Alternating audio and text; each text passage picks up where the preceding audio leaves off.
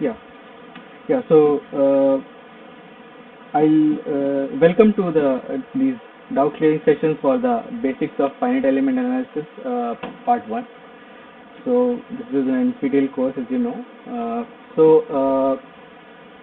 The way I'm planning to structure these sessions is firstly I would start with some brief summary of what has been gone through in that particular week, and meanwhile your doubts are also welcome in between if there are any, and then I'll start discussing some few problems in order to get these concepts more clear.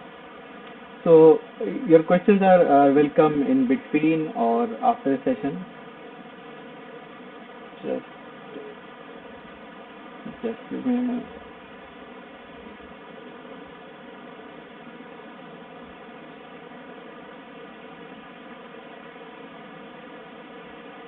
Yeah. So, yeah, your questions are welcome in between this summary and maybe while we're discussing a question or at the end, anytime. So, yeah, I think we can start now. So almost it's four. So, in week one was, I think, mostly clearing basics regarding FEA, what is FEA, how the basic structure of solution through finite element analysis looks like, and all those things. So I'll go through that. So first of all, in this subject, we would be focusing only on the 1D aspect of the 1D problems, and but it's not like it's discussing 1D is useless, since in the practical we see 2D and 3D things. It's not like that. We build upon 1D and we expand the same all the same concept to 2D or 3D. So why basic features of FEM, like this method is it basically solves the differential equations, and all the steps within it are numerically. Say, for example, there's an integration going on in the process, that everything is done numerically. So numerically means that we don't get an analytical solution to the problem, we get a numeric solution. So, and this process is very general and flexible. This we can get any type of differential equation, and we can solve with it very easily. And then third is the procedure of solving is very systematic. So, like sir told in the lecture, that there's no guessing involved. We like in other methods like Ruhm-Kutter and maybe Newton-Raphson, is that's for solving simple algebraic or transcendental equation, but there also guesswork is involved. We guess an initial solution and move to the accurate solution. And so one important advantage of this being systematic is we can easily automate the procedure. So that the finite element calculations are when done in a large scale, the calculations are quite computationally extensive. So at those yeah, just a minute, let me.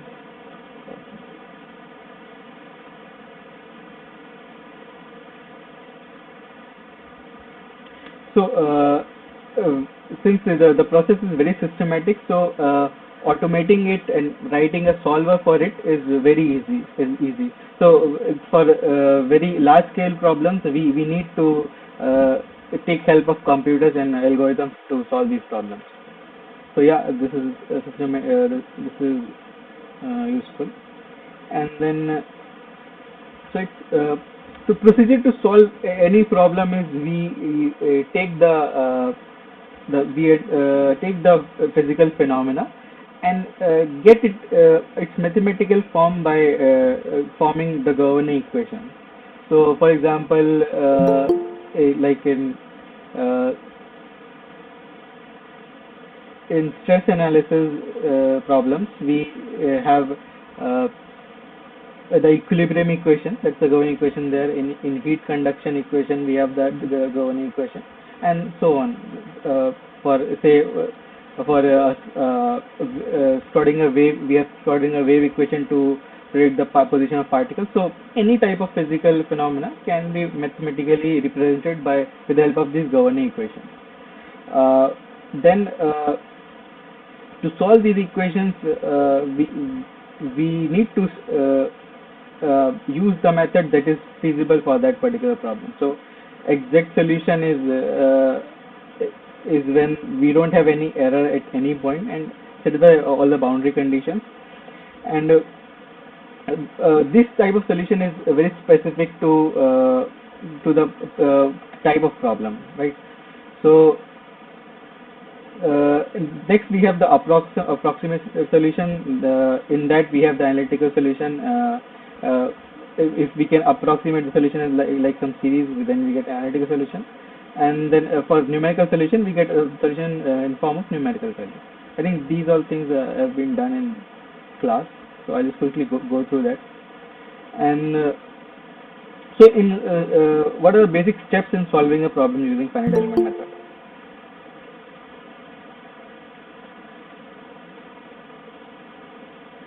So first step is we need to discretize the domain. So breaking is what is known as discretization in proper technical terms. So we take the domain and break down into smaller elements. If it's a 1D domain, we take into 1D elements, and if it's a 2D domain, then we break it into triangles or quadrilaterals or any type of such 2D figures. And then we interpolate the solution in each element using what are known as the shape functions or interpolation functions. So the choice of the type of interpolation function or shape function determines our accuracy in that of solution in that element.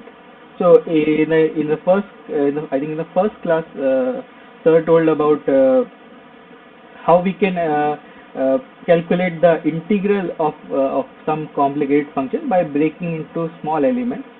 So the choice of the type of function in the two elements determined how accurate the solution is going to be. So we interpolate the solution in each element, and so for each element we get some solution like this, and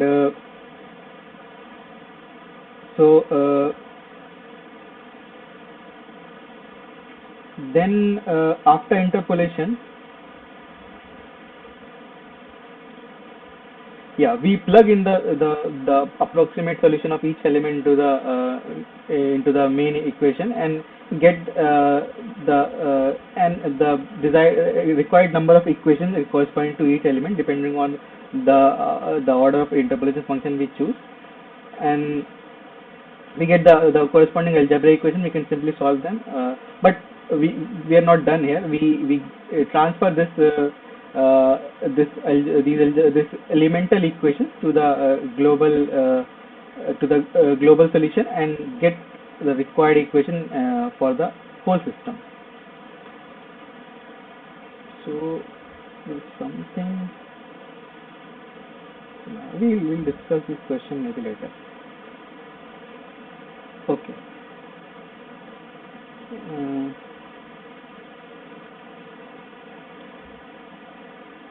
So this is very disturbing. I'll modify this meet to get everyone admitted automatically.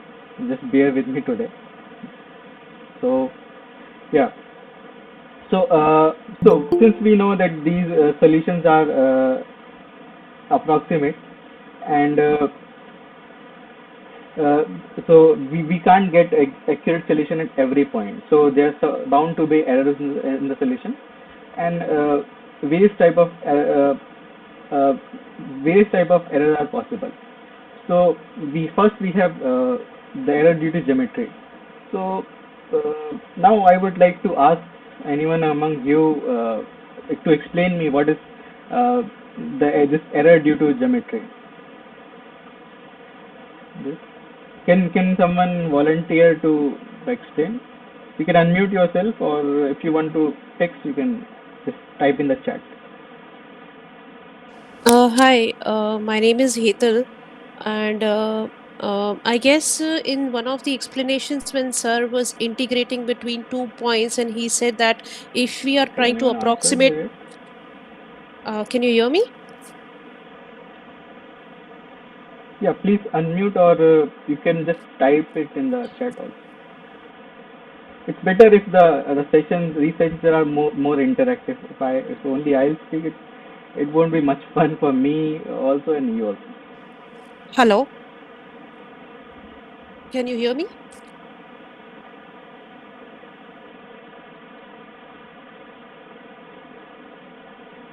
By the way, am I audible, right? I hope I'm not muted here.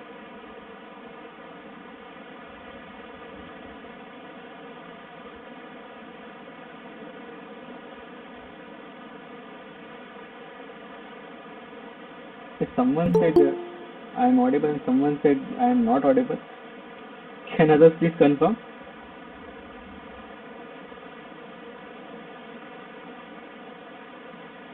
Okay, I can't hear you. Okay, okay, okay. Just just a minute.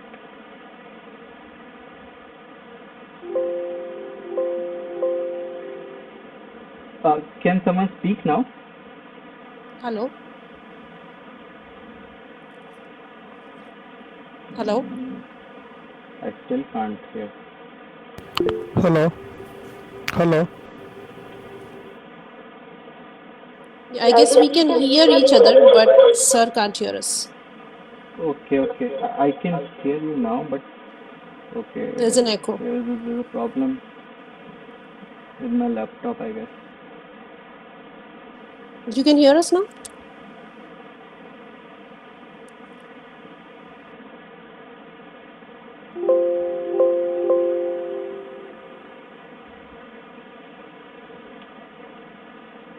Can someone speak again? Hello, hello. Are you able to hear me?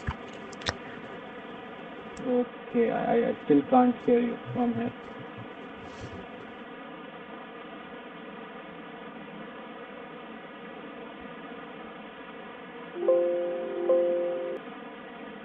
Hello?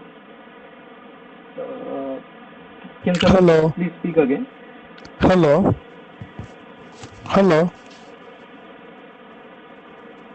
I still can't hear.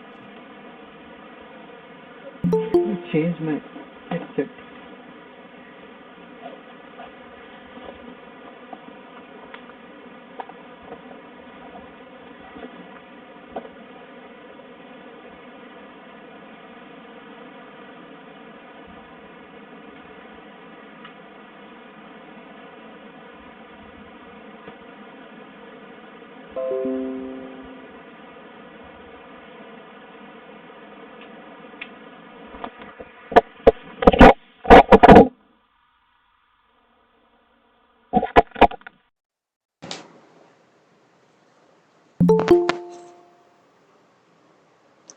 Am I audible now?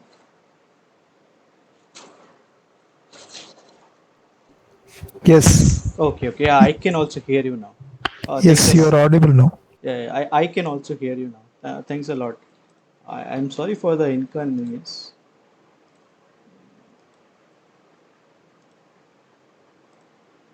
Just give me a minute. Let me just configure my recording first.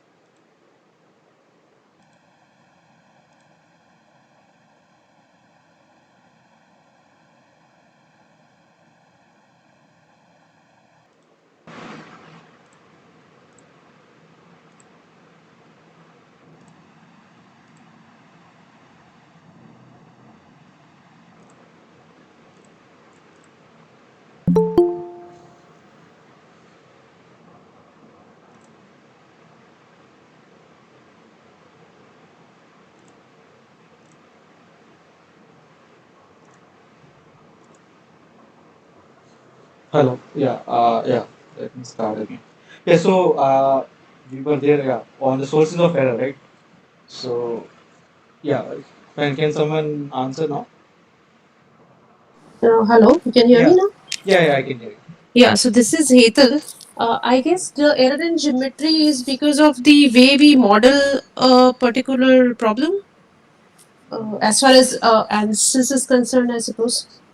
Can you elaborate what do you mean by the way we model? Like oversimplification of geometry for the purpose, like suppose I want to model a pipe, and if I take a rod instead, so the pipe has like a like ring cross section, but the rod will have a complete circularly filled cross section. So like there is an error in my modeling. Mhm. Uh, I think you're almost there, but there's something missing. So there's one thing missing which I'll tell you. So uh, suppose like you gave an example of pipe. So we take a 2D element of that pipe maybe. So this is a cross section of the pipe, right? So when we try to discretize an FEM problem, so we break the domain into elements. So if it's a 1D domain, for example this one, there's no problem in breaking it, right? We can have as many parts of any size we want. There's no inconsistency between any two neighboring elements, right? This one ends here, so the next one starts here. There is no inconsistency.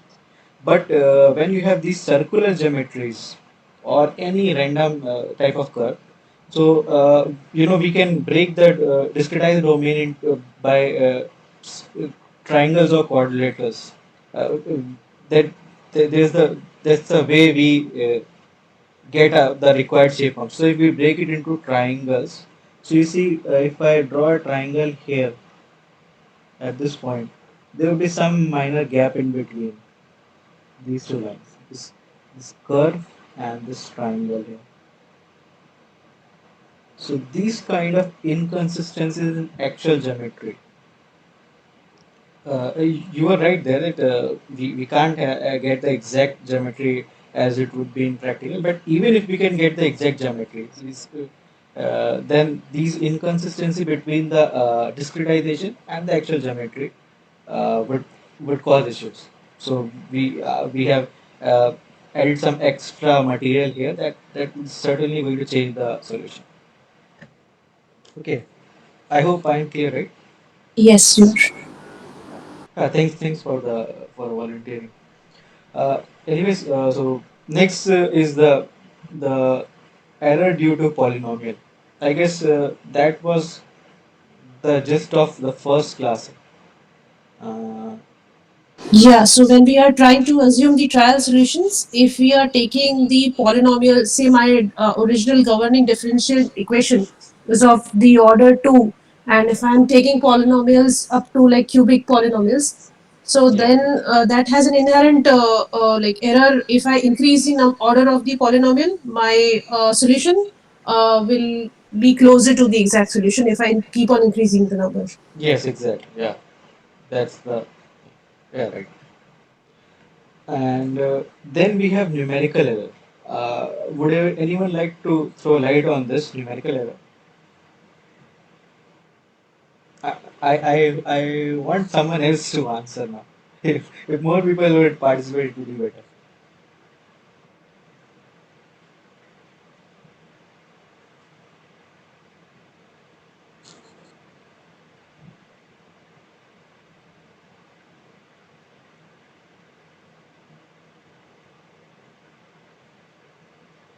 Hello, is anyone there?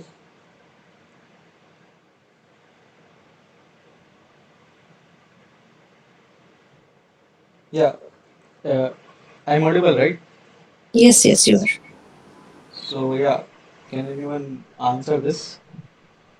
What is numerical error?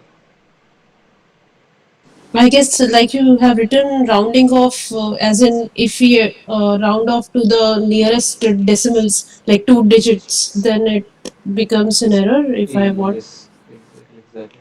Uh, I have also written machine precision here. Can anyone comment on that? The tolerances that we keep, and there is some due to machine errors, we cannot achieve those tolerances. In fabrication, maybe, maybe I'm way off the mark, but It's fine. It's fine. It's fine. Actually, anyone from programming or coding background, they might understand this thing. So, ki- does anyone know this? I'll wait. I'll wait. yeah, I guess error in coding, or maybe the way the programming is made for a particular solution, for achieving a solution to a problem.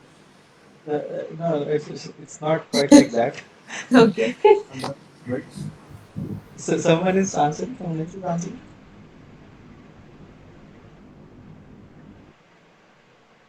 Did I hear someone else answering?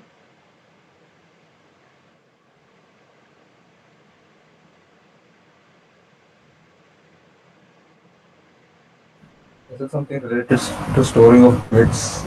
Yes, yeah, exactly. You're right. So, when we assign a variable in a program, so it has a limit to store the number of digits after a decimal. So, if at some point, so I have some variable. So, so I have some variable a that gets a value 1.19837. But suppose I assigned it as a double value. So I don't remember what exactly is the limit for double value, but after some decimal place it would scrap off, say from here, these values. It won't store. So it will be left this. So these kind of things, it's just like the way we get the round of error. The no, the computer program also has its limits to store the numerical values. So this way, machine precision also causes some error. So these things you won't appreciate for normal values, but if you have some variable that in certain problems, I worked in some problems, so where the where some variable has value of the order e1 minus 17. So at that point, so this kind of value is straight away zero for a computer.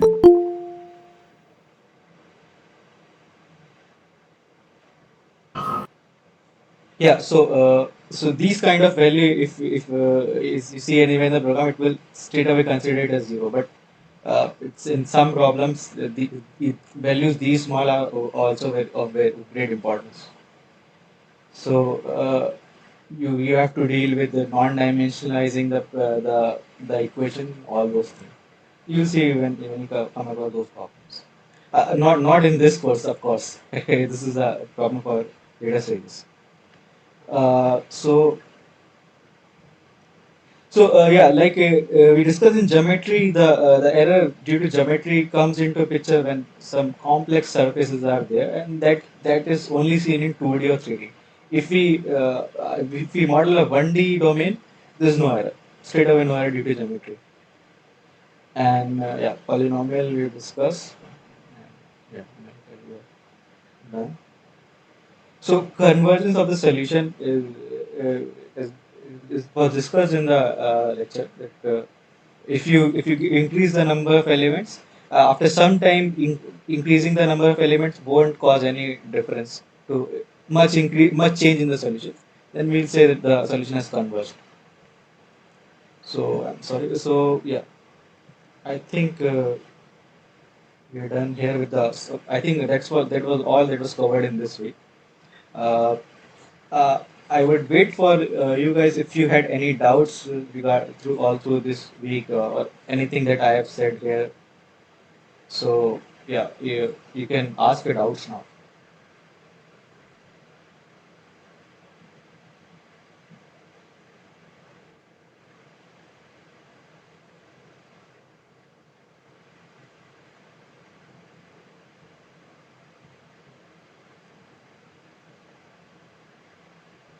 You can unmute yourself or you can just type it in the chat box. I'll wait.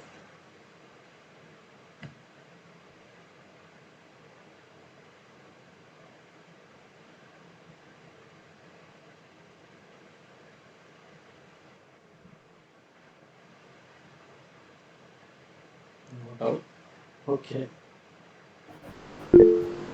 Yeah, yeah. Yeah. So could you please explain the polynomial error in a more simpler terms? That would be great. More simpler terms. Okay, I'll try. I'll try. So error due to polynomial. So uh,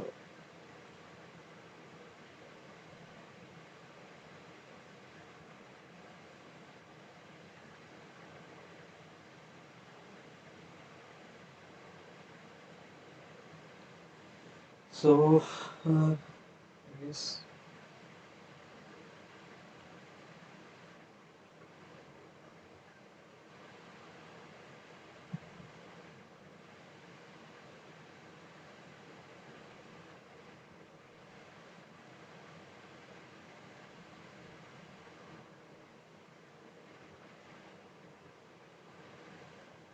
I'm just thinking how can I make it more simpler than this,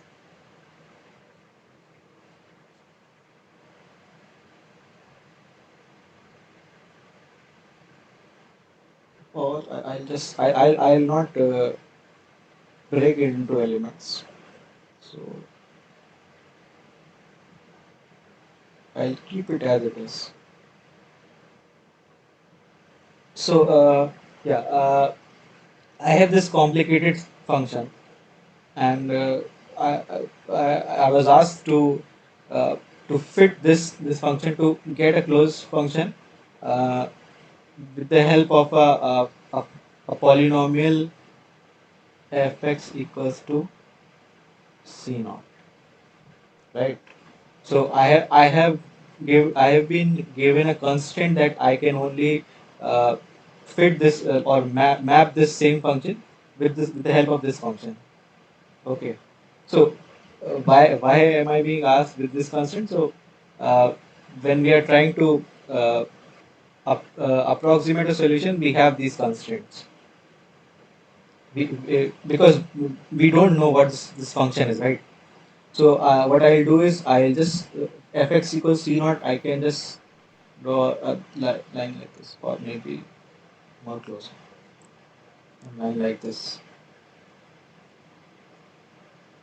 So this now again I have been asked to uh, map it with a function. This time my constraint is c naught plus c1x.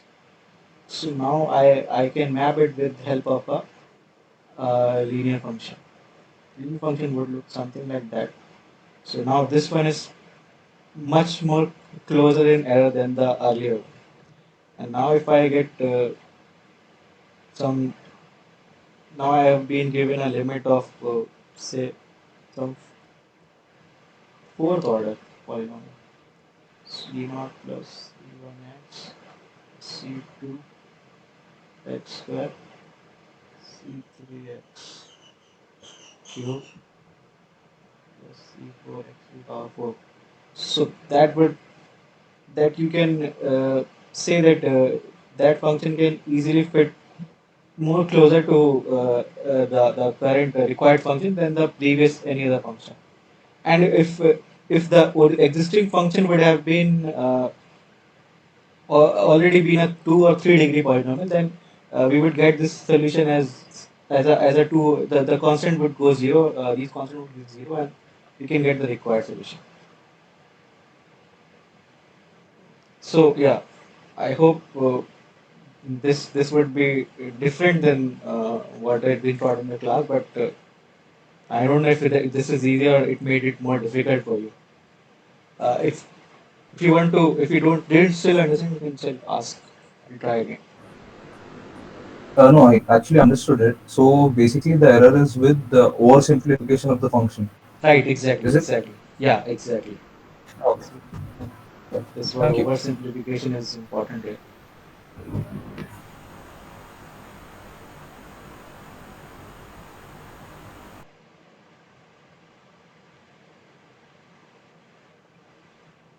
That caused, yeah. Yeah, thanks. Thanks for your question. Anyone else would like to ask anything?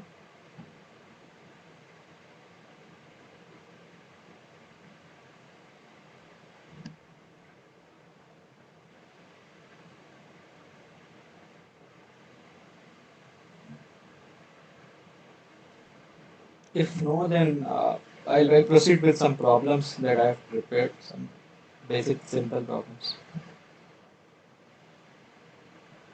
So I would appreciate getting answer from you. So these are pretty easy questions. So I'll ask more questions within these questions. So yeah, which of the following methods are used to solve differential equations approximately? So can you just type in your chat which option is correct?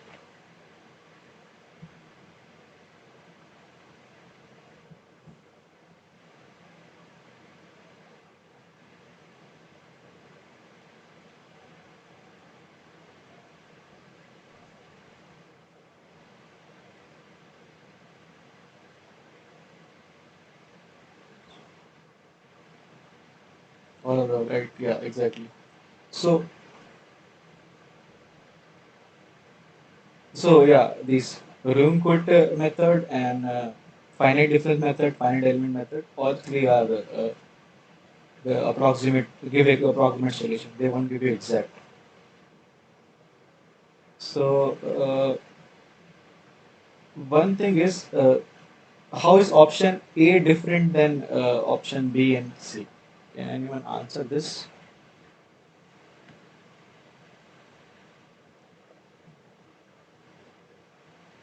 You can unmute yourself for this.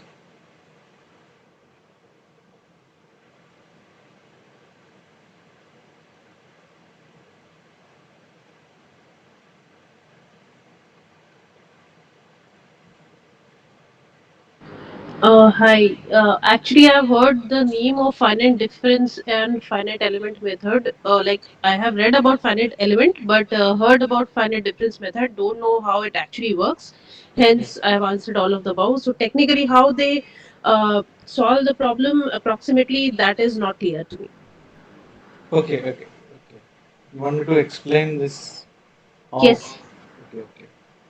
So yeah, even I won't go into much detail of these two. So finite element method is basically uh, s- so you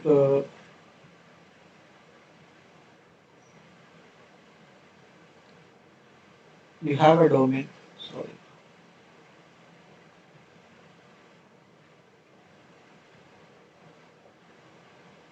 So you have a domain FEM, and you break each it into elements, and the each in each element you approximate the solution. So this is the solution function of it with the help of some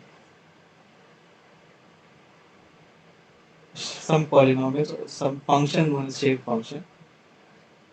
So basically, you perform an interpolation here, whatever the solution would be.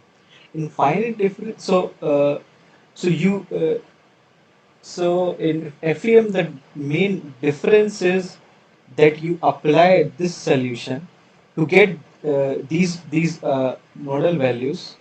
You apply this solution into the actual differential equation. So the differential equation looks something like this. Right? So you apply this u into the solution and get these some algebraic equations in terms of these variables, and you solve these algebraic equations with the help of matrices and vectors. That's in FEM. But in FDM, you don't straight away apply the solution here. You what you do is if you have some differential du by dx, and talking about FDM, find different method.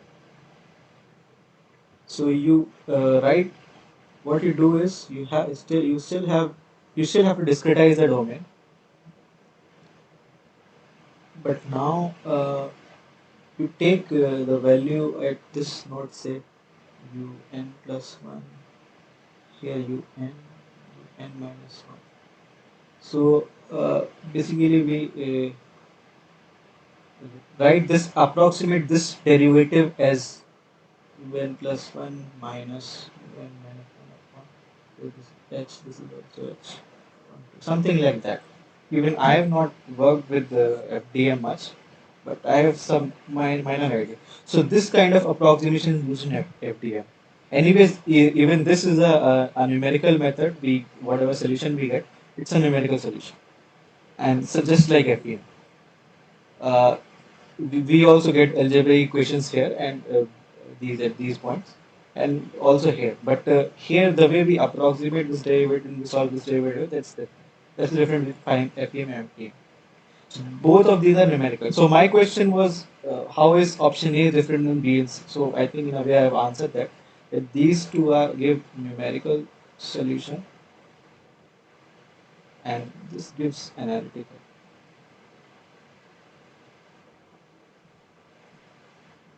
Something we had studied in right initial classes. So yeah, we go to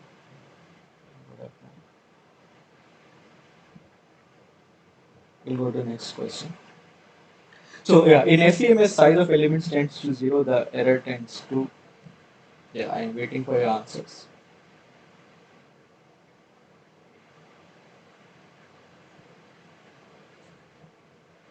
I hope you must have see the question right.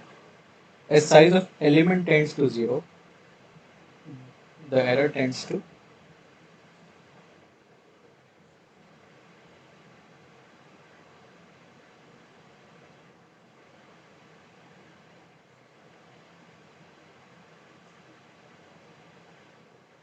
answer you. Yeah. Okay, I got an answer.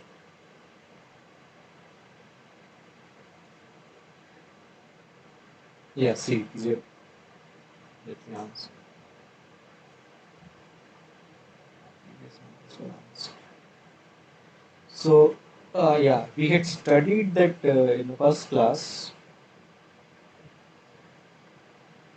We have a solution like this, and we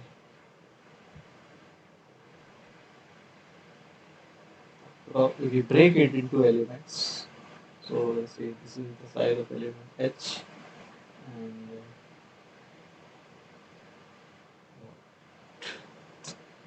yes, we approximated this as this. So as the size would increase, so if we go here, we'll see lesser error. Error is less than the one here, because next time if we'll approximate here, we won't do it like that. We will approximate it like this to this point, and this point to this point. So compared to previous one, the error is this now. This area, this area. So that's how error reduces. So when we break the domain into more elements, we get to know values at more points, because we get more unknowns and more algebraic equations, and we get to know values at more points. So the more you can get to know value at at the points in the domains, the more you know the solution, right? So yeah, that's how it works. Next is, how many points are required to define a shape function of nth order? Yeah.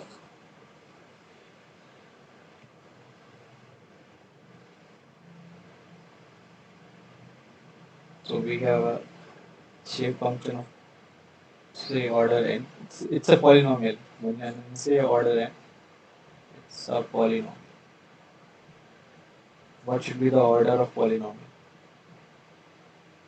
The whole FEM will talk about only polynomial because these are the easiest function to play with, differentiate, integrate, anything. Any answer? Okay, yeah, I got the answer there. And plus one.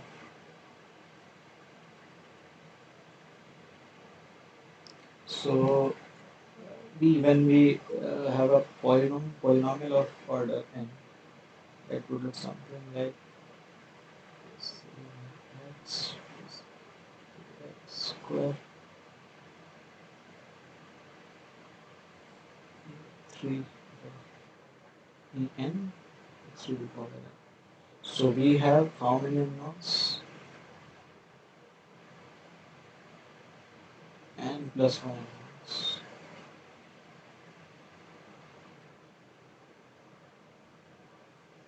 So small. You have n plus 1 unknowns.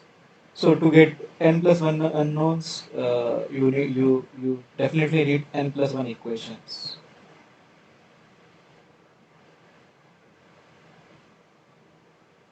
So to get these equations, you need n plus 1 points.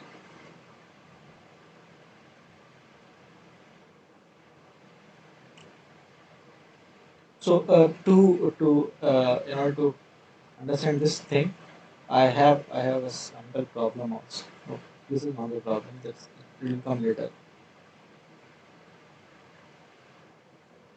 So we had talked about area and other function first class. So let's solve some basic problem for that to brush up some basic maths. So how to find the area under the function? Can you answer this? Still waiting. I can lose now.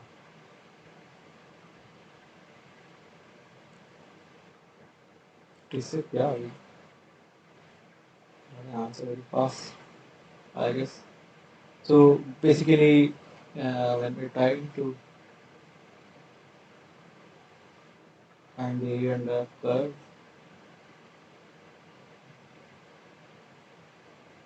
we integrate the function, right?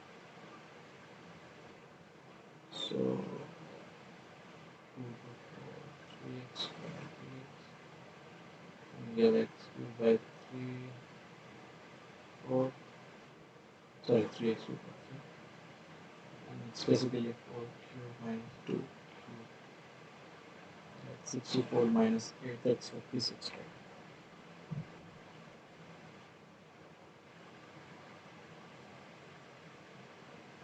Yes.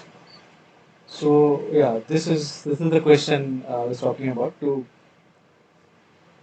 fit a polynomial of when we have these 3 points given. So first of all, uh, what what order should I assume for the polynomial for if I am giving these many points? 3 points are given. So what should be the order of the polynomial I should assume? Can you answer?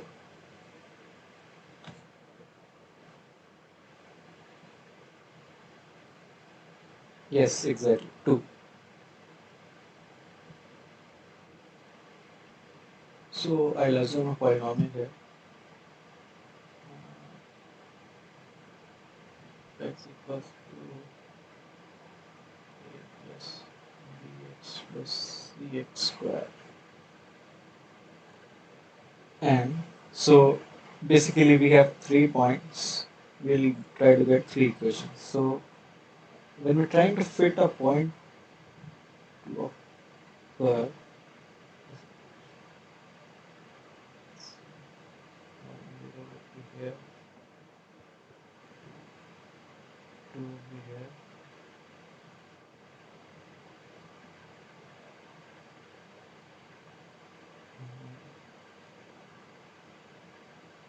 and 5, 7 would be somewhere here.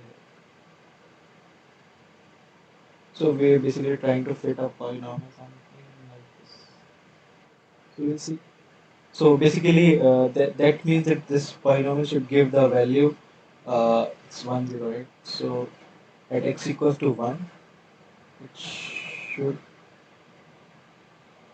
be 0. That gives us an equation: a plus b plus c equals to 0. And then at f at x equals to 2, it should give 2. A plus 2b plus 4c equals to 0. And we have 5, 7. So at x equals to 5, we have 7. A plus 5b plus 5c, it's not equal to 0, sorry, equals to 2, and this is equal to 7. So we'll try to solve these equations. Instead of, we substitute the value of a from equation 1 and put it into 3, 2 and 3. Equation 2 becomes b minus c plus 2b 4c, and that is b minus b plus 3c equals to 2. 3 becomes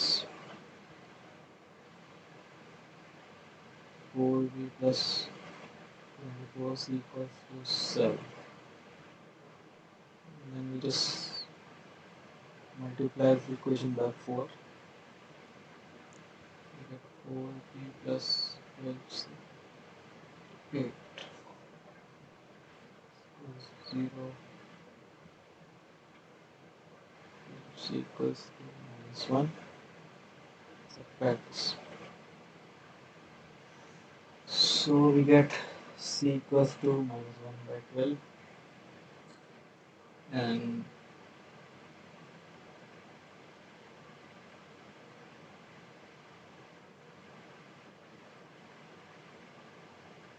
substitute the value of c in equation 3.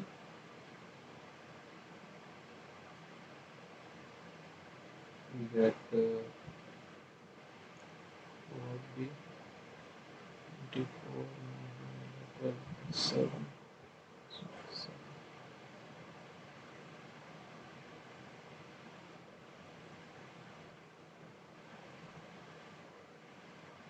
4b equals to 9. We get equals to 9 by 4. And we can get a equals to 1 by 12 minus 9 by 4. That's that is not 12.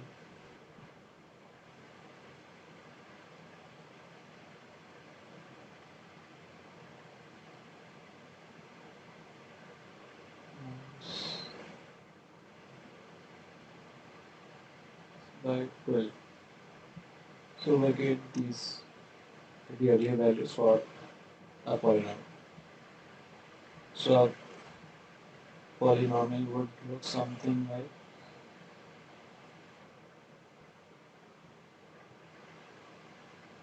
a is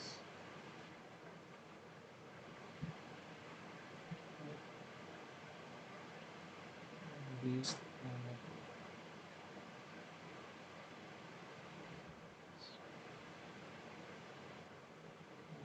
1 by 4 score. Yes, so this is what the function would look like. And then, yeah, the next question is mention various sources of error in FEM. I think I discussed that in the class, right? So basically, the first error is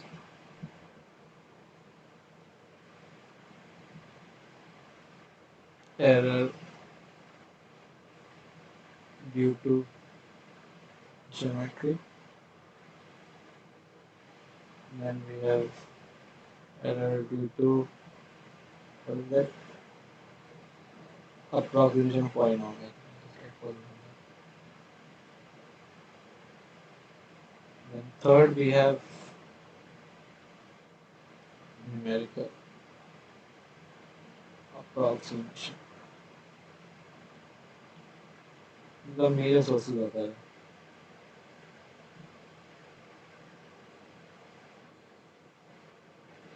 Yes, so now we have more. So far the question were more related to basic understanding of maths and all this thing. This is more FEM-I problem. So discretize the given 1D bar into two elements of each material. How would if we are given a 1D domain having having separate different properties at separate areas at two different sections. So how would we discretize it in this way? So we need to get at least two elements in each in each material, in each part of the rod having some identical material property. So can anyone, you can unmute yourself here and just guide me. I'll draw it here.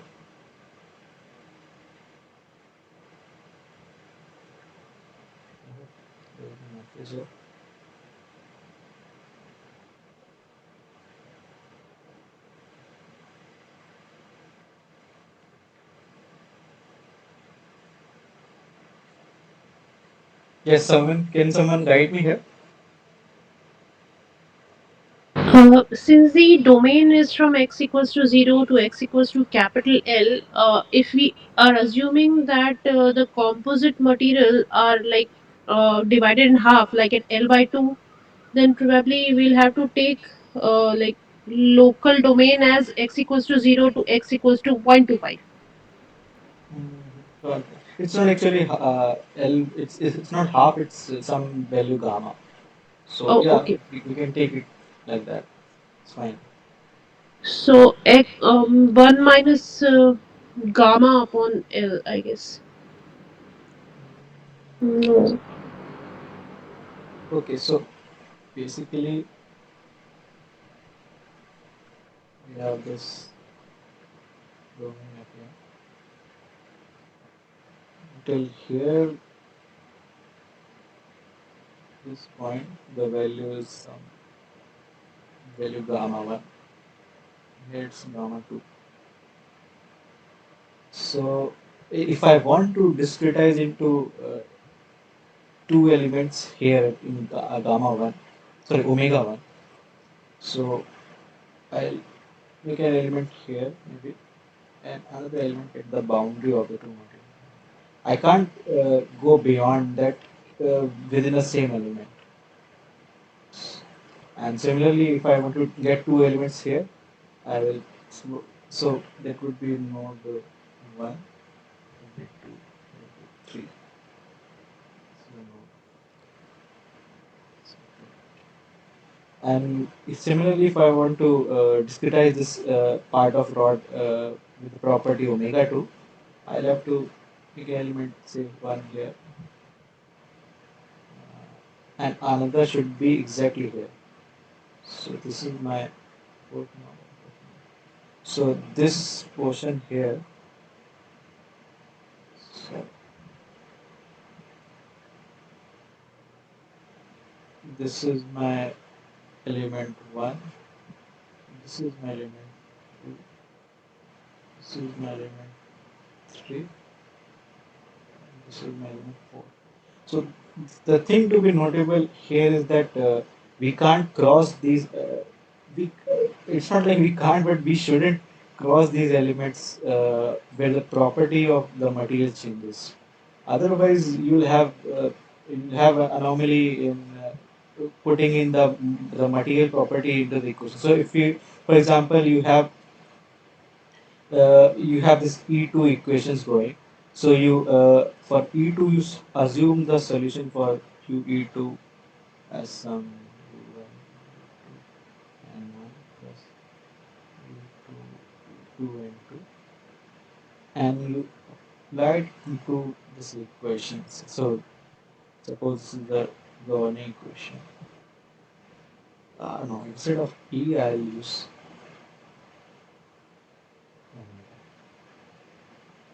x square equals to 0. So now if I have to substitute this u in this equation, so what gamma would I use, right? So can anyone tell me what should be the value of this? Sorry, not gamma, it's omega. What should be the value of this omega?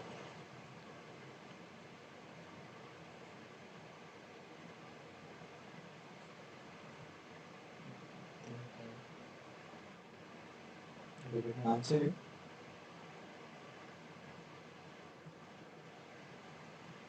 Yes, can anyone tell me if I substituting the approximate solution of element 2 into the governing equation, what should be the value of omega here? This value.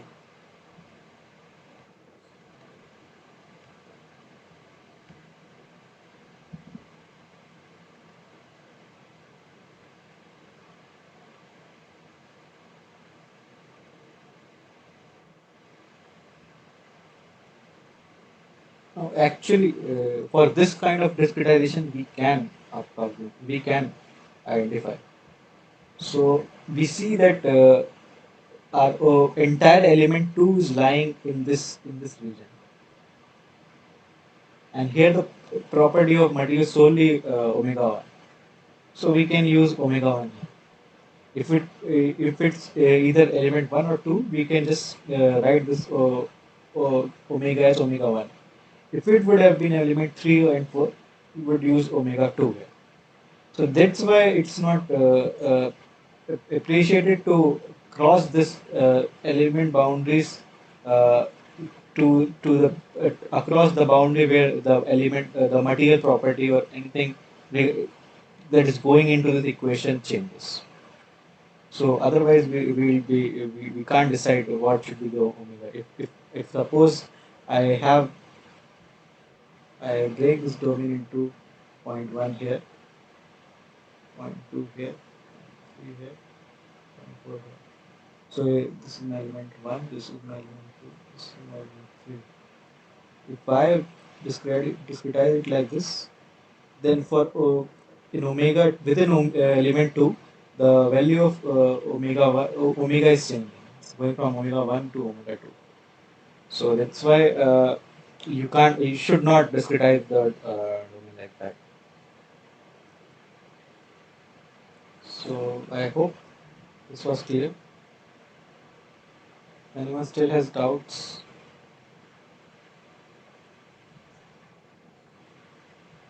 So apart from anything I have discussed so far, you're welcome to ask any questions if you didn't understand anything, or if you had any prior questions from this week's classes, you're welcome to ask the question.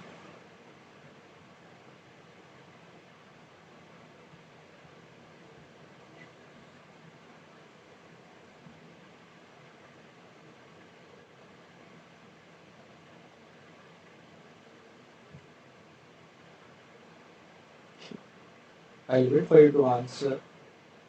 Otherwise, I'll ask questions.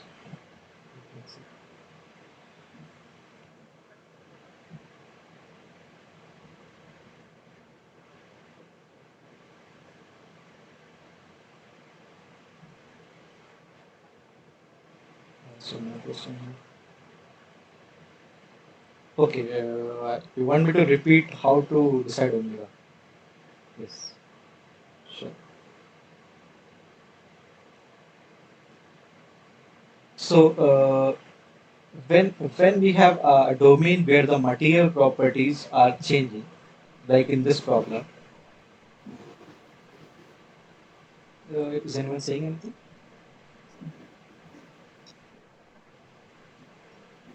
All right, I'll go ahead. So when you have a domain where you have the material properties changing uh, within the domain. So in order to resolve the anomaly of deciding which value of omega the material property to use in the differential equation, it is advisable to discretize the domain into to in such a way that the point where the material property is changing, so your nodal value should lie there. So your element should be divided in this way that any element should not cross the point where the material property is changing. Otherwise, if you have an element like this E2, here omega value is omega 1 here and omega 2 here. So when you will be substituting this solution here, this solution into the equation, you cannot decide what omega to use here. This would be confusing. You can approximate, of course, but it would again be a source of error. So that's why it is advisable to discretize in such a way that you get the element boundary at the point where the material properties change. I hope that answers the question. Is it clear now?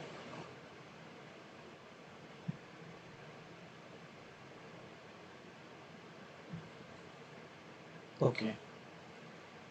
So yeah, is there anyone else? Is there any other question here?